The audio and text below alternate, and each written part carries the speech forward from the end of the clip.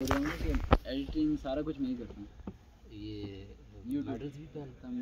ہاں پہننے میڈل اچھے لگیں گے. ریزیوم کر دو پہلے میری طرف آ جائیں.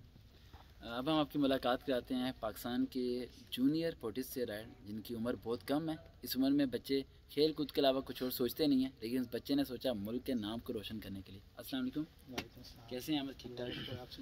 احمد اس اتنے بڑے کنونشن سینٹر میں ہیں، ہمارا کیمرہ مین دکھا سکتا ہے کنونشن سینٹر کی پکچر ہے تھوڑی سی.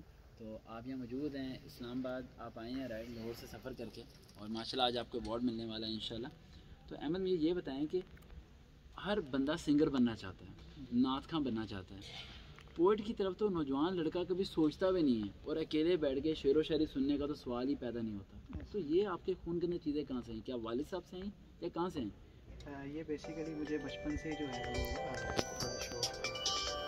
شوق پوئٹری کا، میں شعراء کو پڑھتا تھا، مختلف کتابیں پڑھنا. اور سب سے جو میں جس کو کریڈٹ دینا چاہوں گا اپنی اس کامیابی کا، میرے دادا جی، گرینڈ فادر.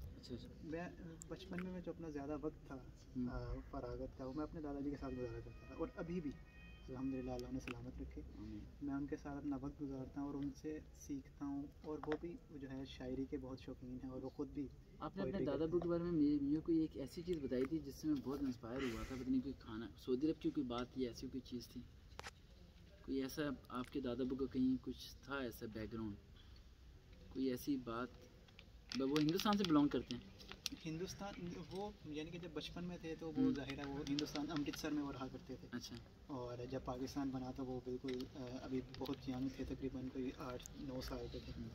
تو وہ سارا سلسلہ وہ بتاتے ہیں کہ اس طرح انہوں نے بتایا کہ کس طرح اس جدوجہد سے پاکستان بنا اور کیا مشکلات کا سامنا کرنا پڑا. اور وہ حالانکہ وہ اب آپ کو پتا ہے کہ 8-9 سال کا بچہ کیا آبزرو کرے گا، لیکن ان کی آبزرویشن اس قدر اسٹرانگ تھی کہ ان کو ایک ایک لمحہ ان کے ذہن پہ فلم کی طرح، اور وہ مجھے ویسے ہی بتاتے ہیں. اور ایک اچھا اسپیکر جو ہے، ایک اچھا اسٹوری ٹیلر وہی ہے کہ جو آپ کو امیجن کروا سکے اور وہاں پہ پہنچا سکے. اور وہ جب بات بتاتے ہیں تو ہم اپنے آپ کو اس ایرا میں، اس وقت میں محسوس کرتے ہیں. تو احمد فیوچر پلان کیا ہے؟ پنجاب پولیس جانا ہے، ایئر فورس میں جانا ہے، آرمی میں جانا ہے، یا شاعری بن کے زندگی گزارنی ہے؟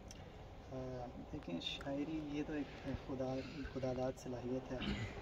ایک جو ہے اگر کسی کو خدا نے اچھی آواز دی ہے تو اپنی آواز سے لوگوں کے کانوں میں رس گھولتا ہے. اگر کسی کو کسی کے ہاتھوں میں خدا نے اگر صلاحیت دی ہے تو وہ لکھ کے جو ہے اپنی بات لوگوں تک پہنچاتا ہے. تو یہ میرے خیال سے اس کو ہم ایک فائنینشیل فیکٹر نہیں کہہ سکتے، اس سے ہم لائف ٹائم ارننگ کا سورس نہیں بنا سکتے. اسی طرح جس طرح مرزا غالب علامہ اقبال نے کبھی اسے ارننگ کا سورس نہیں بنایا. بالکل ایسا ہی ہے، کیونکہ وہ لوگ بلکہ وہ تو ان کالم نگار جو لکھوانے کے لیے آتے تھے انہیں بیٹھنے بھی نہیں دیتے تھے، انہیں کہتے تھے ہم مفت لکھیں گے، ہم پیسے پہ نہیں بیچیں گے.